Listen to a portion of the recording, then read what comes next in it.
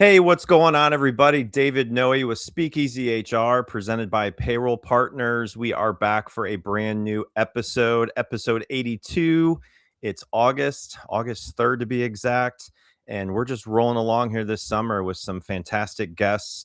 And I've been looking forward to this episode with this guest for quite some time. We've had it booked for a while, and I am thrilled to have on to SpeakEasy HR today, Enrique Rubio. Welcome. How are you today, my friend? Thank you, David. Happy Monday. Thank you so much for inviting me to be part of this conversation with you. So I am really excited to see where we go from here. Thank you. Absolutely. Yeah, absolutely. When we first connected, and I've known obviously about hacking HR for a while. I've been in HR for a few years, and I've been following it, and now to have a chance to have you on and be a part of an episode is very exciting. So we are live on LinkedIn and YouTube. If you are watching live, have a comment, have a question, put it in the chat. We also are going to be putting out a drawing for people watching. So you have 24 hours to go in the comments section and put the word human in the comment section, and you will be in a drawing for one of Enrique's books that we will get into as well. And so we have a lot to unravel. And so I think where I wanted to start with this conversation, Enrique, is just to get people up to speed on what you've been up to in your background and what you've kind of created with hacking HR. That started what, 2017? Is that right? Correct.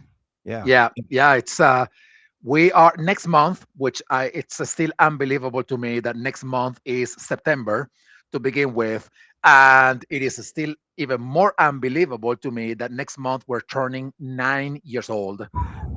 Yeah, it's Got the mini hey, air horn for that. I know, man. Well, we gotta celebrate. It's been a journey of a lot of work and a lot of passion and sacrifices, to put this together. And it's been for me, it's been the honor of my life to serve the HR community in the way we do in Hacking HR.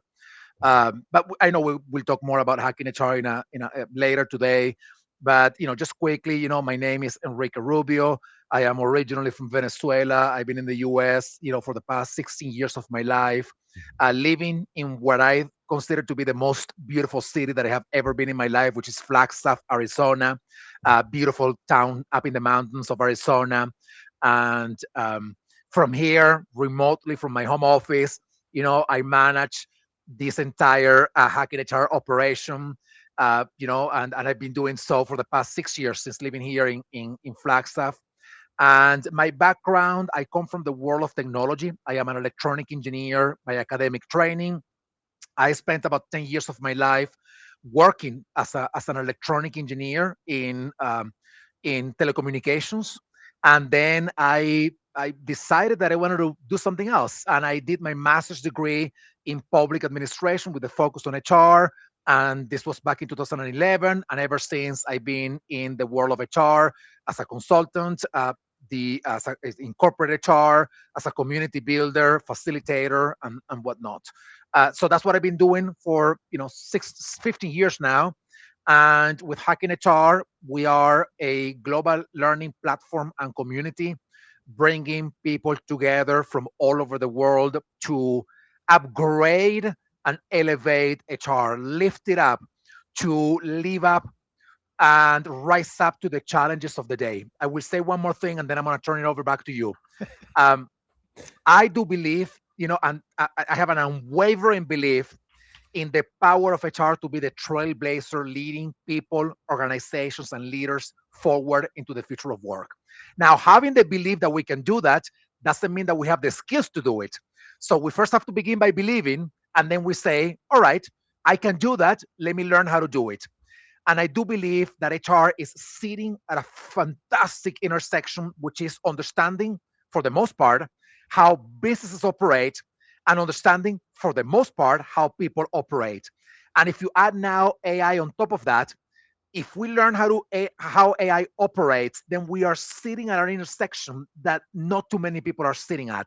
So that gives us a vantage point that is unique and it's phenomenal and it's powerful. And I do believe if we start closing the loops and closing the gaps, we are going to be able to lead HR to lead the world and to lead workplaces and organizations and people forward into the future. That's what I believe in, and I have spent the last 9 years of my life building, making people have the same belief that as I do in HR, and number two, building the capabilities for them to be able to do so. So that's a little bit about me and a little bit about hacking HR. Ooh, love that. I love that. Yeah, I hats off to you and all the accomplishments you've done with 9 years of hacking HR, and just excited for what's to come.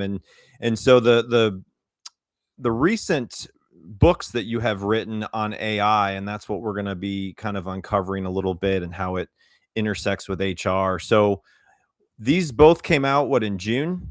These two books, Yes, correct? Okay. yes. Yeah, absolutely. So you've got a couple of books out there. So again, this is a way for people who may not be able to watch this whole episode live. It'll be on demand, obviously, after the recording, but you have 24 hours to put in the comment section human, and you can go into a drawing for a copy of the book. So um, shifting back to this screen here. So Enrique, so you've been around a lot of people in HR, and you've kind of seen how the industry has evolved. In your career, what's been the biggest piece of advice you've ever received? You know, I always think about that because there are so many people who have said things to me. But there's one that I will never forget from a boss who I didn't like that much, by the way. But of the you always learn something from everybody, right? Even the people that you don't necessarily like working with, or that you don't see eye to eye. But this boss said to me, because I tend to move really fast, the same way I speak is the way I move in life. My wife is always complaining, and not complaining, and telling me, like, you know just take your time and breathe. I want you to live more years, I want you to live longer. But you're always going so fast with everything. So this boss told me once, not everybody can go at your speed. So you're gonna have to understand that. That doesn't mean that you have to slow down. It just means that you have to understand the speed at which people move. And that stuck in my mind, because I have been trying for a long time to build a different kind of HR. And the time that HR has not been this is so much longer than the time we've been trying to build a different kind of HR, that to remove that inertia requires us to first slow down and stop the snowball that has been snowballing down a cliff, to then move it in a different direction. So it is not enough for me to say you got to believe that you can be the trailblazer leading people, organizations, and leaders forward into the future of work. It means that I first need to stop HR from thinking and believing that all they do is back office stuff, transactional stuff, administration stuff. And that's the way traditional HR was created. And it's been around like that for 100 years. So I got to stop that snowball effect. I got to stop that inertia. And once I stop it, then we got to move it in a different direction. So I have to be okay with the fact that the snowball has its own reality. It has its own physics to it. And I can't, just my wishful thinking of, oh, I wish everybody in the chart would think this way, that doesn't change the snowball effect. It doesn't change the inertia of that snowball. So I have to just be patient, that things are happening, that Yeah. we're building things, but they take time. So I always go back to that reference from this boss that I had. By the way, I Oh, know that this is a flash round, and I am taking like a half an hour to respond to each of the fast questions. oh no, we haven't even started that yet. You Oh, are okay, good to okay. go. You are good to go. So yeah, I'm always curious what people respond with on the biggest piece of advice, because I've started asking that over the last 6 months, and it's just fascinating to hear what people say and who What is your inspired them. biggest piece of advice? What is the one that you have received? It's what this podcast is. It's be authentic. Mm, To be authentic will really show people your true self, and you'll mm, gain people's trust. You'll show empathy, and it just helps with that human connection. So yeah. Oh, I love that. that's it. All right, so now Good we're going one. to shift gears. You knew about you knew about this right before we started, so we're going to shift gears to the world famous envelope icebreaker.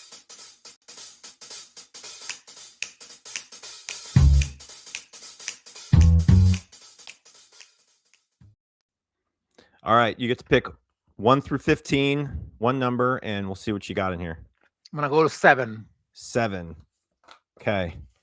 Number 7 for Enrique is, what's a TV show or movie you quote way too often? uh, Friends or Seinfeld. Yeah, yeah. Oh my gosh! I mean, I have watched those shows like a million times. Oh, Those two, I'm gonna say those classics. two classics. And I have a very, I work in HR, which is a contradiction with my personal life sometimes because I have a very dark, sarcastic sense of humor, and so it's like I need to quote those shows. Yeah, So yeah, yeah. those are the ones that I Absolutely. quote the most, especially Have, because I like to be funny too. oh So yeah. yeah. Have you watched Curb Your Enthusiasm? I have, Yeah. obviously. Yeah. Oh, Oh my gosh, Larry so David is phenomenal. so good. So good. Yeah. All right. Well, we are live on LinkedIn and YouTube. We are here for you to learn from Enrique. I've got questions for him, but if you have a question, throw it in the chat. Would love to hear from you if it's a question on HR and what we're going to dive into here. So, just a couple of words from our sponsor, Payroll Partners, and then we're going to get into this topic. So, hang tight for 1 minute. Finding a new employee takes time and money. For one position on a single job board, you could easily spend a minimum of $5 to $10 a day advertising a job post. It's worth noting that the average time it takes to hire a new employee is 36 days. However, it can take longer than that. You could find yourself paying hundreds of dollars a month for a single job board. And if you're using multiple job boards for multiple positions, this could add up to thousands of dollars a month. There is a much simpler and more affordable way of finding the right candidate. At Payroll Partners, we offer an applicant tracking system to help manage your hiring process. Our ATS is customizable, allowing you to decide which days you want to run the job and when to close it so you don't break the bank. And this feature lets you e-blast your network, posting jobs on multiple boards at once, all managed in one location. Payroll Partners, elevating your payroll and HR experience. There's some great technology in the world of HR and payroll. I've seen it, I've lived it, I've breathed it and everything in the last 20 years. And so for us at Payroll Partners, it's about the right connection, the right uh, partnership, the right system. And if you aren't getting that out of your current provider, look us up, see how we can help you. Check me out on LinkedIn and would love to hear about your situation and see if we can help you. So, all right. Well, we are going to get into this topic. And to start out, just to warm up, we're going to do this rapid fire question segment. This is the quick 5 to 10 second answer segment. So, Enrique, one word to describe the future of HR. Interesting. One AI tool every HR leader should explore. Um, Cursor or anything infrastructure, Cloud Code, Cursor, Codex, Okay. Biggest AI misconception in HR today. that it will resolve the problems that we haven't resolved yet. Human skills that will matter most in an AI world. The intersection between technology and humanity. That intersection, not just human, not just technology, the intersection. Yep. All right, last one. Will AI make HR more human or less human? I don't know yet. Yeah, Nope, we don't know. we don't know. We don't know. Yes. So That the answer to the question actually is I don't know. That depends on us. Actually, let me just wrap it up that way. I don't know. It depends on us. it depends on us. Absolutely. Yep. So if you are watching live, have a question, comment, put it in the chat. Again, the contest for this episode is to get a copy of Enrique's book. All you got to do, get in the contest, put the word human in the chat section. Within 24 hours of this recording live, which is today, August 3rd, it's 2 p.m. Eastern. So you have 24 hours to put in that and you will be in the drawing. All right. So Enrique, we've connected a few times before today, and it's been exciting to hear and learn more about you. So Hacking HR was founded in 2017, almost 9 years ago, and you've worked at the intersection of HR, technology, and innovation since. So what inspired you to focus on this space? Yeah, I got into HR. I mentioned this before in around 2011 as I was completing my master's degree in public administration with a focus on HR. I was coming from the world of technology. So it took me a little bit of time to learn the ins and outs of HR.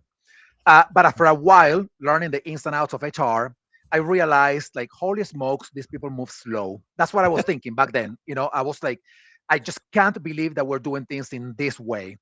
And I kept reflecting about what would have happened if I was doing things like that in electronic engineering.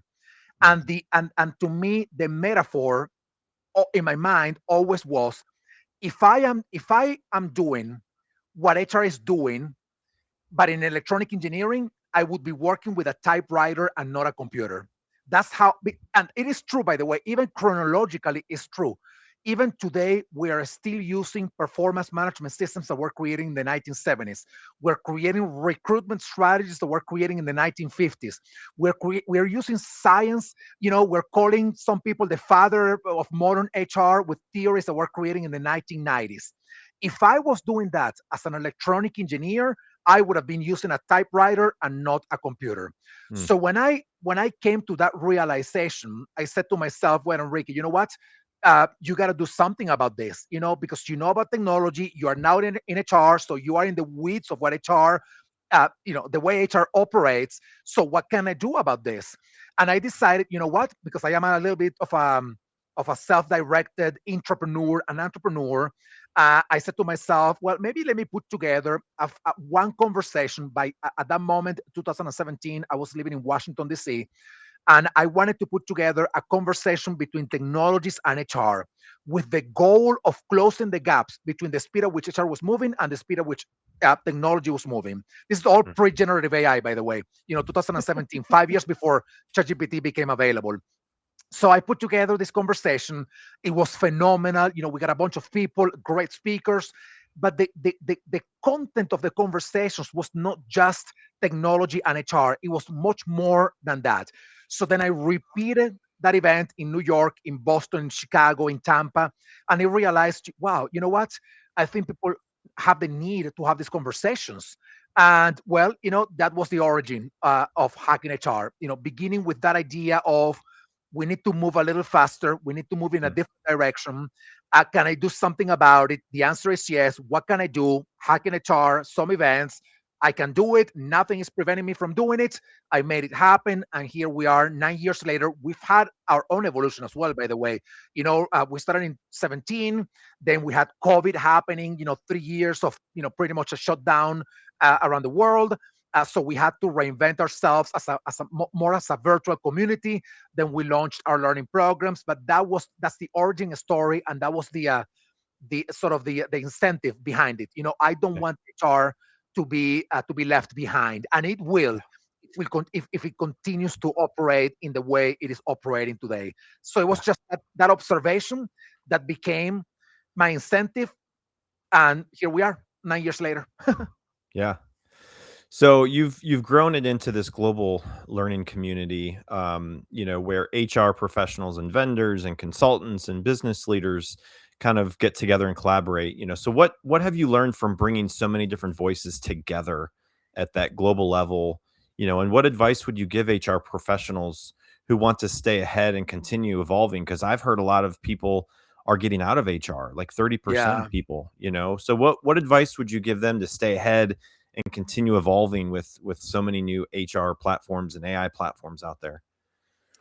Well, I mean, I think the advice would be probably applicable across the board, because what's happening in the world right now, all this pace of change is not just true only for HR. I mean, I just happen to work in HR, Yeah. but if I was hacking finance, I would probably be saying the same thing.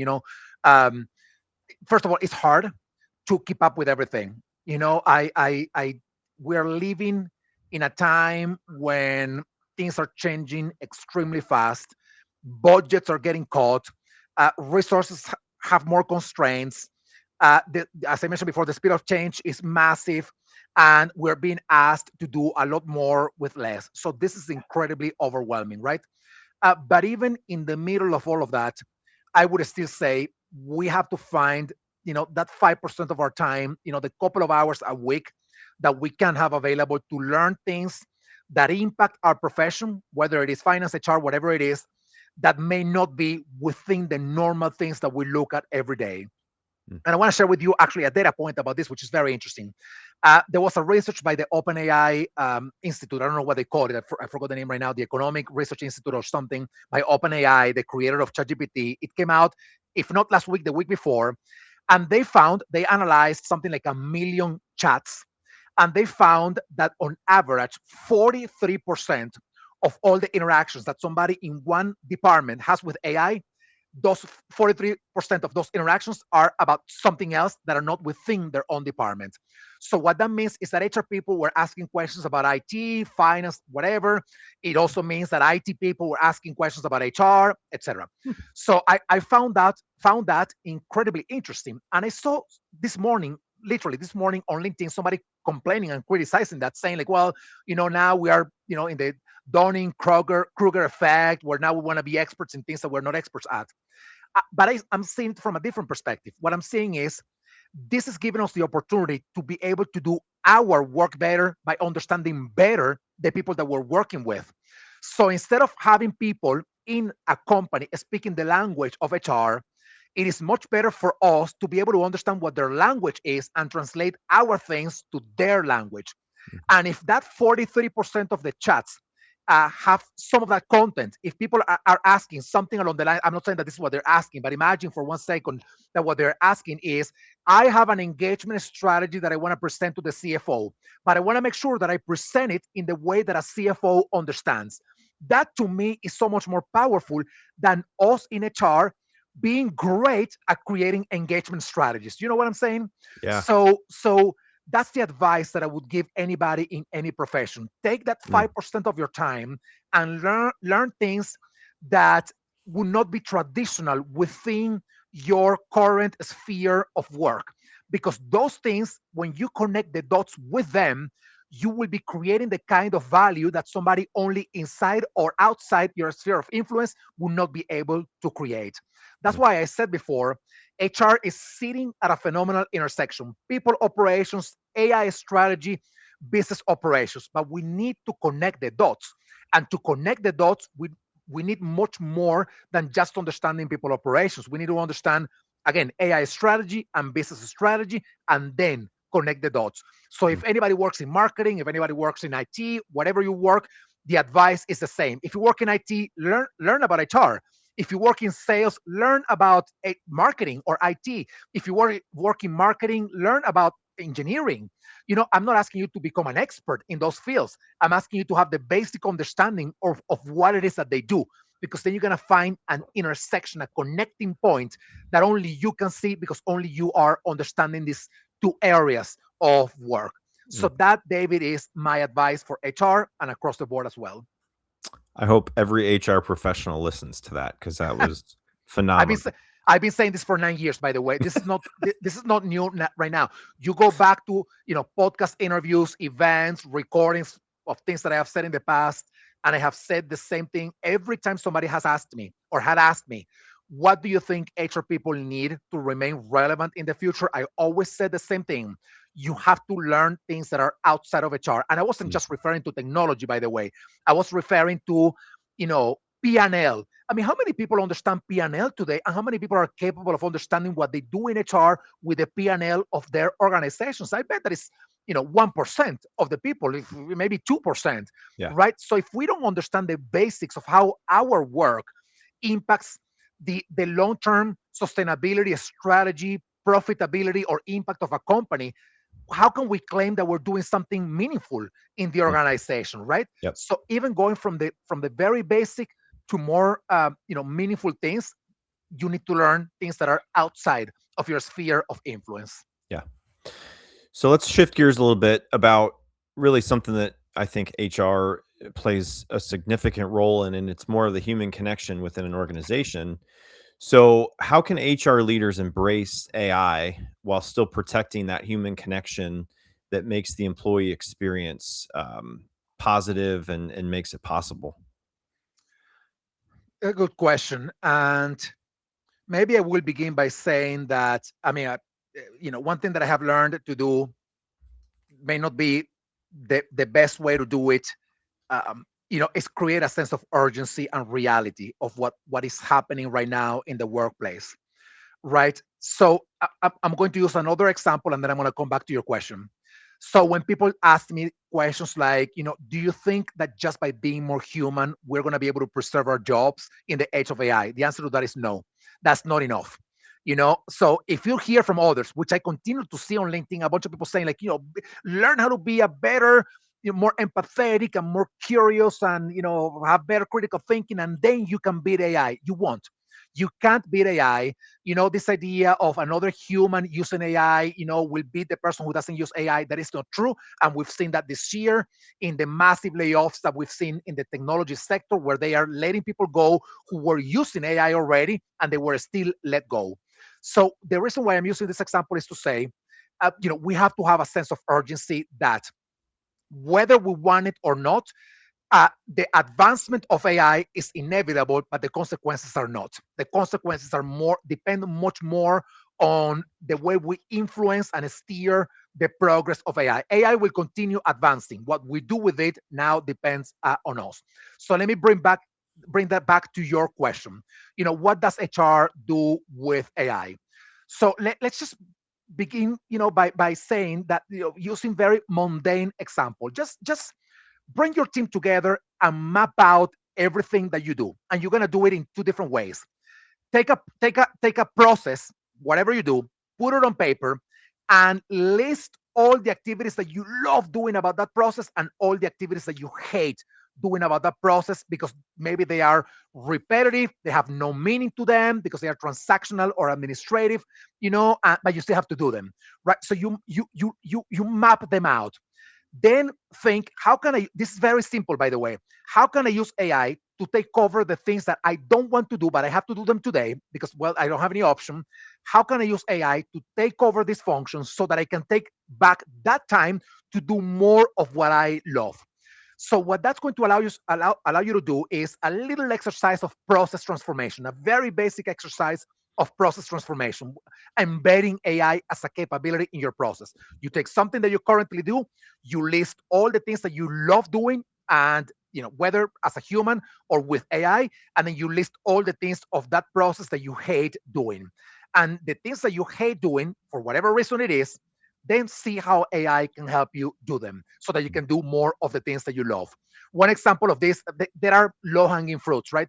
There are many functions or many processes in HR that require a lot of automated communication, whether it is recruitment, onboarding, engagement, learning programs, etc. So imagine for 1 second that there's one process that has only two components. And this is not true, by the way, but let's imagine for one moment that there is a process that only has two components. One component is chatting with people to understand them better so that you can serve them better. And the other process is communicating with them via email to send them updates. I'm making it up right now, right? If that is your process and you spend, which probably you do, 75% of the time in the communications via email and only 25% of the time in the conversations with them, and in the communications via email, you can use AI to automate part of that to give you back, say, another 25%, meaning, say, another couple of hours a week. I take it. If AI can do that better, faster, more efficiently than I do, and I don't have to do that boring part of my work, and that gives me 2 hours back to do more engaging, meaningful conversations, I take it. So Mm. begin there. Begin with the simple things, the things that paying your company, the things that paying you in HR, the things that are boring, annoying, meaningless, and that way you begin a little bit of a process of process transformation. Obviously from there you go into a more developed approach. I will begin there, David. That's what I would tell HR leaders to do. You can lead the Great. way doing this, by the way. And one thing that is very interesting is that you can do this not just for HR. You can help others do this in their own functions as well, in Oh yeah. IT, in finance, whatever. Oh That's yeah. what I mean by taking a leadership role, right? That's what I mean by becoming the trailblazer. Begin small, grow from there, have some quick wins that you can show value very quickly, accurate and reliable value, by the way, and scalable value. And then you go to the next thing, and then you go to the next thing until you are in a place where you can now start talking about business transformation and not just a small process transformation. That would Mm, be my approach. That would be my recommendation. absolutely. So there's a lot of fear out there about AI will replace jobs and where and when. So how Mhm. should HR leaders think about AI as an opportunity rather than a threat? Well, AI will replace jobs. That, I mean, that's there's no doubt about that. And there can't be any doubt about that because there's not one single technological revolution in the history of humanity that has not replaced jobs. Every one of them has, right? And by the way, in my book, Our Existential Advantage, I talk about 5 technological revolutions, beginning with the printing press all the way up to the internet revolution. And I take some parallels between those revolutions and the AI revolution. One of the most significant differences between them and this is the speed at which this is happening. The printing revolution took about 150 years to start creating productivity gains, and for the what is called the scribes or scribes to be replaced by printing press, even though many of them were reluctant, and to let the printing press revolution advance. Hey, it just didn't stop, right?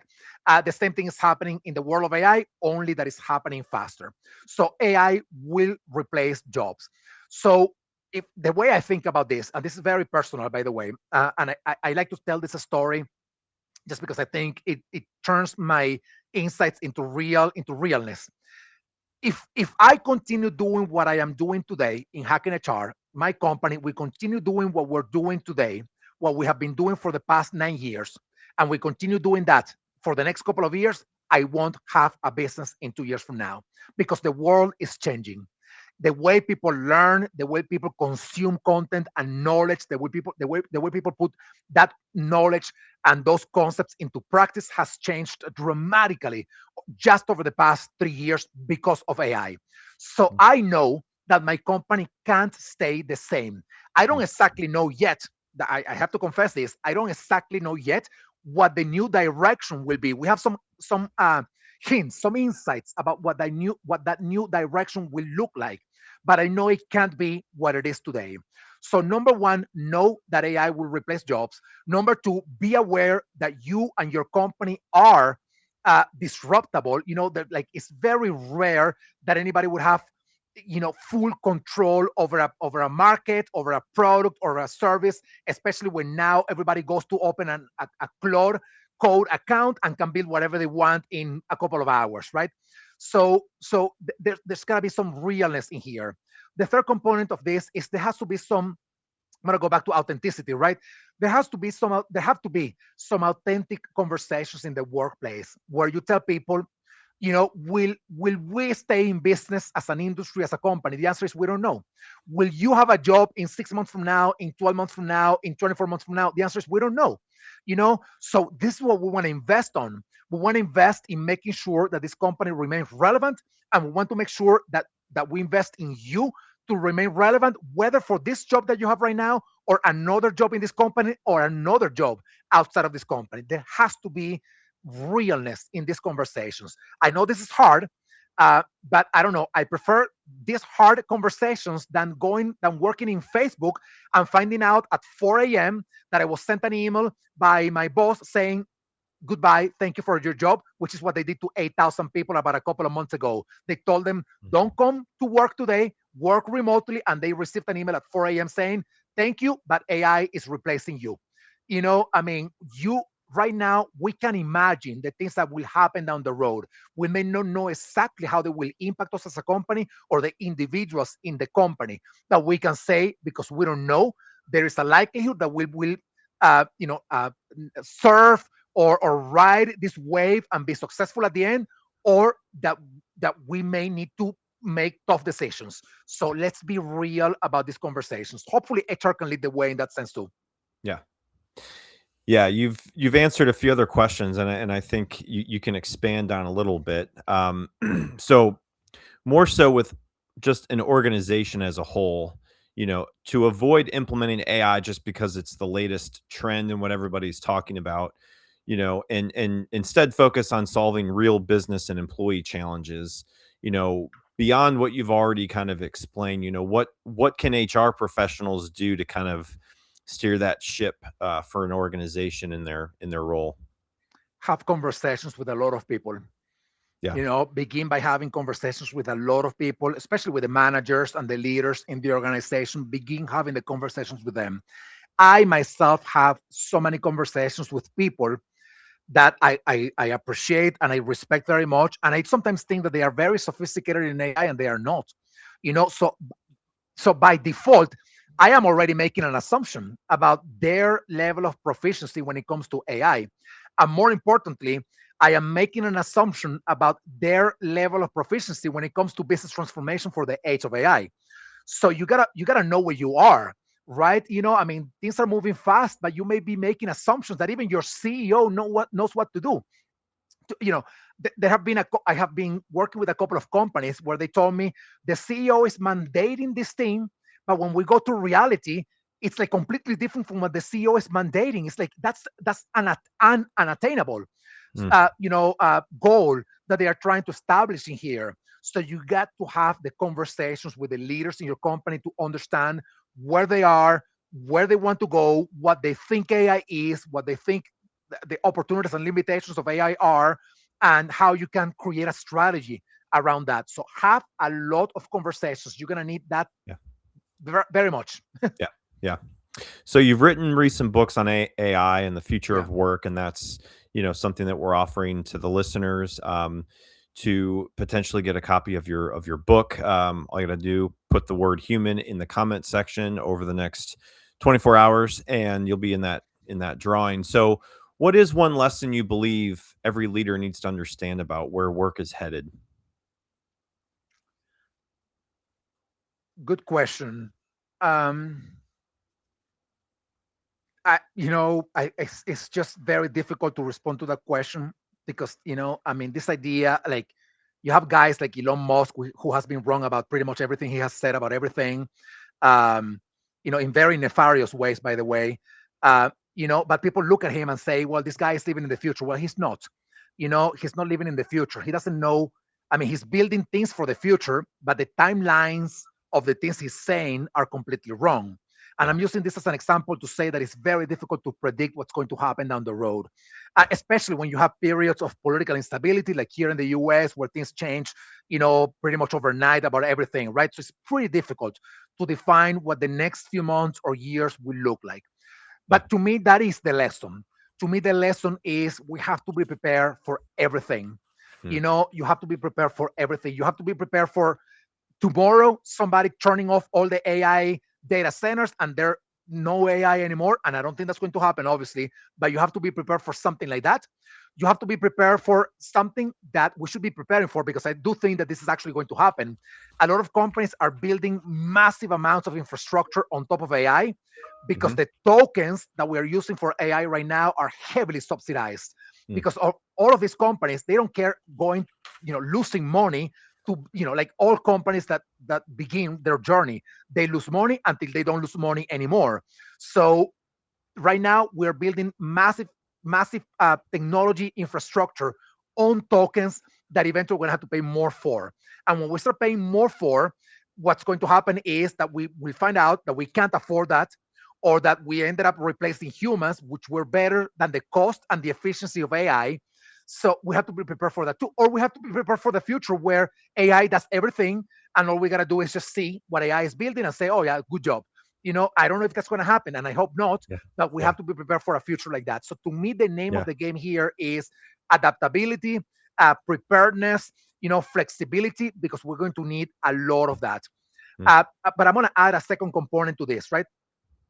One thing is being adaptable, and a different thing is believing that things that we think are unbelievable will actually happen. Yeah. And I want to give you one example of this. You know BlackBerry. Of course, Oh and yeah. I'm going to imagine that most people here know about BlackBerry. Where does anybody have any BlackBerry anymore? Probably not. I don't think anybody has a BlackBerry anywhere in the world except for a vintage, you know, um, window thing, where you can sit and you say, "Oh my gosh, look at what life looked like in the early 2000s, right, or in the mid 2000s." Why am I bringing up BlackBerry to this conversation? Very interesting. When the iPhone came out in 2007, the Microsoft and the creators of BlackBerry, Research in Motion, they both of these companies, Steve Ballmer has a phenomenal interview saying, I don't think people will want to use phones that don't have a keyboard. I think people love using keyboards. They won't interact with a touch screen. So I don't think the iPhone will become anything. The people from Research in Motion, many of them, except some very a small layer of leaders, they also didn't think that iPhone was going to do anything to their company. And at that moment, uh, Research in Motion had almost all of the markets of smartphones in the world. So 2007, the iPhone comes out. In 2008, Research in Motion, BlackBerry, made more money than in 2007. In 2009, they made more money than 2008 and 2007. In 2010, the same thing happened. So these people are like, see, we were right. We are safe. Nothing is going to happen to us. But then things change. In 2011 and 12, the line starts to come down and down and down.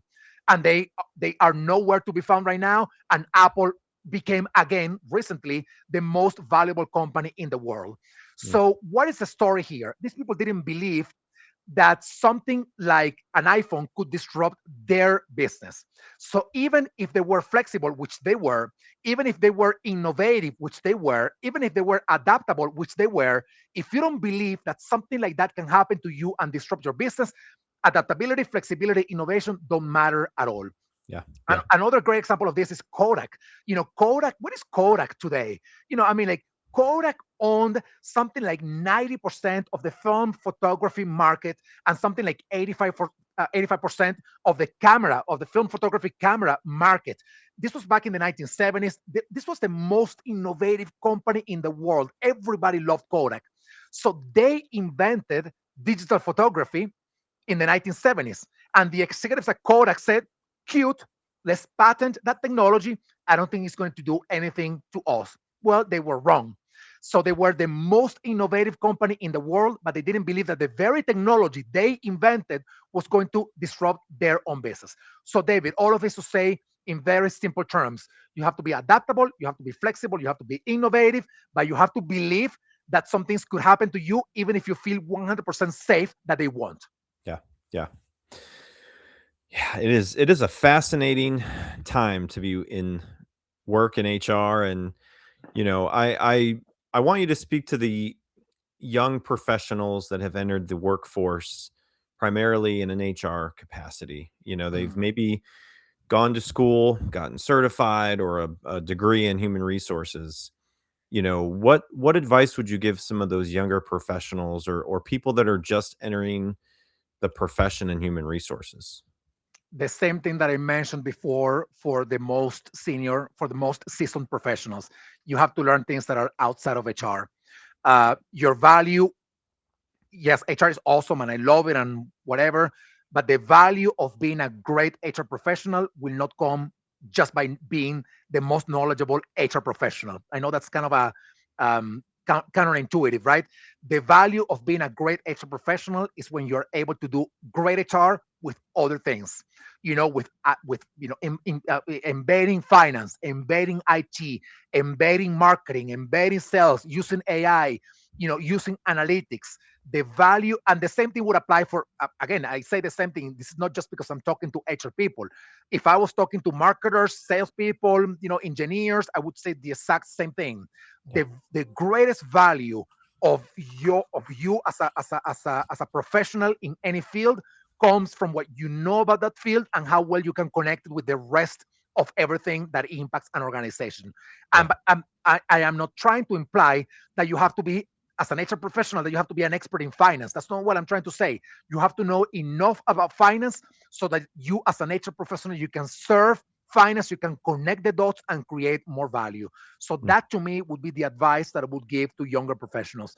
Yeah. It's very easy to get demoralized by the fact that you read all of this research that says, younger workers won't have a job anymore because AI can replace them. Well, AI can replace what they do in a vertical, but it wouldn't be able to replace what they do horizontally. So that's why you have to invest in being better in your Sure. own vertical, but also learning across the board other fields, because then AI is a little bit more sloppy when it comes making those connections, right? So that's powerful to me. Yeah. Yeah. So thinking of like an HR generalist that gets involved in the recruiting cycle, the onboarding, the employee experience, the employee relations, all of the different facets in HR that a lot of people have to experience on a day to day, schedule and in their job. Where do you see the most opportunity for someone to use the AI technology that's out there today? Everything that is transactional, everything that is transactional. Yeah. And I go back to the same example before. Take your processes, put them down on a design board. Begin with the simplest of things, which is map out the great stuff about a process, map out the boring stuff about a process. Think about the AI tools available and what you can automate with AI from the boring stuff so that you Yeah. can do more of the meaningful stuff. That is a Yeah. very simple process that you can start pretty much right now. Yeah. So within Hacking HR, tons of programs you offer, boot camps, AI Academy. Tell us about, what you are offering HR professionals if they have not been able to go out there and kind of take a look at it. Yeah, well, we offer certificate programs, micro certificate programs, mini master programs, boot camps on a number of topics, and a lot of them are on AI. The ones on AI I deliver myself, and they are for all levels. We have from the very basic AI essentials to strategic AI leadership, which is my most advanced program, and the one that I use to create all the content for my book, Our Existential Advantage. So you have everything on the spectrum of all AI things. Just Yeah. go to hackinghrlab.io and you will see in there everything that we're doing. That's our website. So you can take a look in there at everything that we're doing. So, speaking to the people out there who have not used AI a lot, because every time I go to a conference and people are like, all right, show of hands, who's, an expert in AI, they've used it for over a year and so on. And then there's a lot of people that I don't ever use it really yet. Right. So, and I've heard people say, well, I'm going to go to ChatGPT and it'll tell me how to terminate an employee or, you know, like what are some of the, risks that people are experiencing or that you have heard about when it comes to instead of having an HR professional expert handle some HR functions, where have they gone wrong? Well, it's not just being the expert in something. If you use AI and you blindly trust what AI is telling you, that's already, doesn't matter if you're an expert on AI or if you're an expert on whatever it is that you do. That alone is a mistake, right? Yeah. Because AI does make mistakes, and we humans too, by the way. So it's not that AI is unique in this way. AI makes mistake the same way we do. So you need what is called a human in the loop. So you can't just rely on AI and click send. That's what Facebook did, by the way. Facebook used AI to see who they would fire, and there's a lawsuit against them right now. I don't know if you saw it. Some of their employees found out that Facebook used AI to determine which employees should be fired, euphemistically laid off, and they use the AI too. I mean, like, I don't know. This is a case that is going to go into litigation, so maybe this alleged AI discrimination. So we have to wait and see. But ultimately, it is the same phenomenon that I am explaining right now, which is if you use AI without the human in the loop and you blindly trust what AI is telling you to do, you're making a Yeah. mistake. So you can't just do that in that way, especially if you are less of a proficient AI user, in which case AI will sound even smarter than it actually is. So the less proficient you are as a user of AI, the more intelligent AI will sound to you. So you need to increase your level of proficiency, because in doing so, the kind of questions and the kind of scrutiny that you exert upon the AI output will be different than if you don't know anything about AI. You know what I'm saying? So if you go now and you say, write a book about, I don't know, why the sky is blue, and AI is BSing you about the response, but you don't know anything about AI and you don't know anything about why the sky is blue, then you will believe that everything that AI is telling you is the truth, and it may not be so. So you need to increase your level of understanding of AI, the potential problems and sloppiness of AI, so that you can, be a great human in the loop. That's what I'm Yeah. saying. Yeah, it's it's fascinating, and I feel like what I hear from a lot of people who have studied AI for many years, it's like you will have to understand it and use it to stay up with the latest. You can't just ignore it. Um, there's some situations where you probably can ignore it in a certain situation when it comes to a business and how they operate, old school ways. But yeah, I love your philosophy around just taking a look at everything you do and the processes and what you love to do and what you hate to do and what takes a lot of time and how you can really eliminate a lot of the steps. And so yeah, that's great. There is one exercise that I won't be talking too much about it now, but there's one exercise that I do either with the students of my programs or the clients that I serve as an AI, facilitator, and I call that exercise the AI native competitor. And the exercise is, let's take your company. So what I do in advance before getting into these exercises, I do a lot of research about the company that I am Okay. serving, and I take one of the verticals in which they are the most inefficient, and then I create an invented, made up, synthetic company that does exactly that way better than they do. And then I present the case to them, and I call that the AI native competitor. Obviously, all of it with AI. So I tell them, if there's one vertical within your company that you're very inefficient or very expensive or very slow, whatever you want to call it, let's call all of that an inefficiency. And there is an incumbent in your industry who knows very well what you do inefficiently, and that person or group of people know about AI, and they invent something that can disrupt that vertical. That is what is called a beachhead.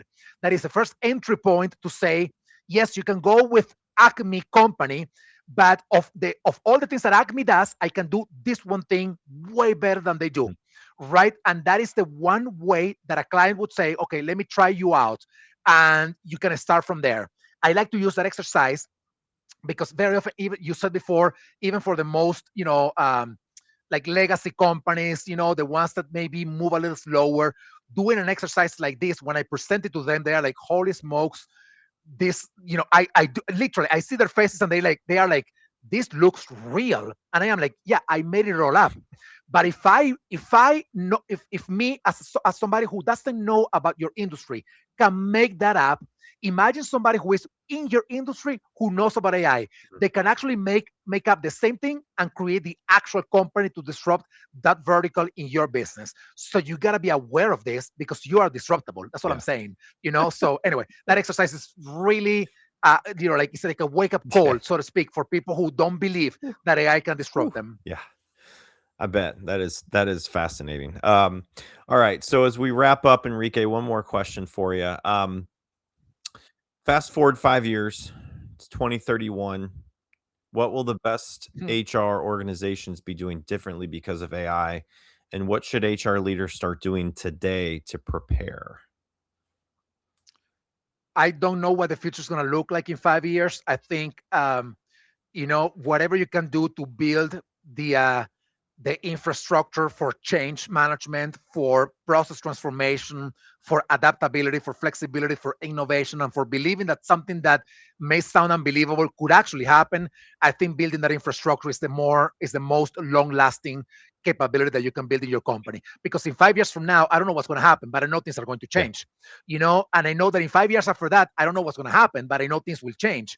So by building the infrastructure that allows you to change and to adapt and to believe that you have to transform your business for the ways in which we're doing work, that to me, building that infrastructure is powerful. So I would suggest you build the Yeah. infrastructure, because that's going to be more long lasting than the painting on Mm. the walls of the Yeah, infrastructure. definitely. Well, this has been very fascinating to learn about you and your background in hacking HR and everything you've been working on. The two books that you do have on AI are on Amazon, but again, if you want to get Yes. into the contest, put a word in the chat, which is the word human, and you have 24 hours to do that if you are listening to this on demand. put it in there. You have 24 hours, and we'll pick a winner. So, Enrique, this has been really, really great. I really appreciate your time to come on today and share your knowledge in this, and hopefully, you'll come back on in the future and share more updates and what you have going on. So don't be a stranger. And if there's anything I can do for you, you let me know. Thank you, David. Thank you so much for inviting me and everybody tuning in, whether live or the post live version, the recorded version. Reach out to me if you need anything. Enrique Rubio or Hacking HR, we're here to help you. Thank you. Thank you, David. Absolutely. Thanks, everybody. Have a great rest of your day, and we'll be back next Monday. Take care. Thank you.